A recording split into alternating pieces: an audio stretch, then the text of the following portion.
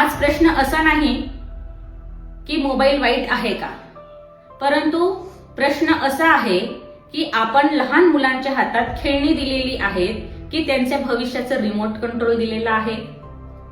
कारण आजकालची लहान मुले जर रडली तर आई वडील पटकन त्यांच्या हातात मोबाईल देतात आणि पटकन ते मूल शांत होत असतं. परंतु त्याच क्षणी मात्र त्या मुलाचं बालपण हे हळूहळू हरवतं. लहान मुलांचं वय हे खेळण्याचं असतं, रडण्याचं असतं, बोलण्याचं असतं, प्रश्न विचारण्याचं असतं. परंतु आजकालची लहान मुलं ही मातीशी नाही तर स्क्रीनशी खेळतात. गोष्टी ऐकत नाही तर त्या रील्स स्क्रोल करतात. आई वडिलांशी नाही तर कार्टूनशी बोलतात. आणि याचे परिणाम आपल्याला हळूवारपणे दिसत असतात, परंतु ते परिणाम खोलवर असतात.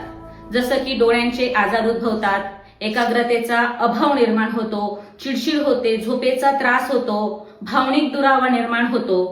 आणि हे सगळं मोबाईलचं मौन नुकसान होत असतं.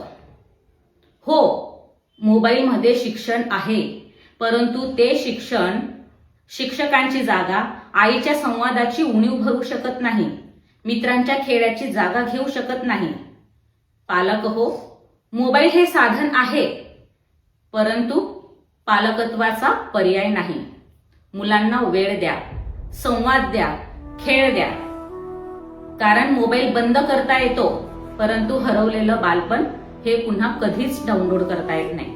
म्हणून आजच निर्णय घ्या की मुलांना मोबाईल द्यायचा की त्यांना सुरक्षित आणि मजबूत भविष्य द्यायचं. व्हिडिओ आवडल्यास लाईक अँड शेअर करा.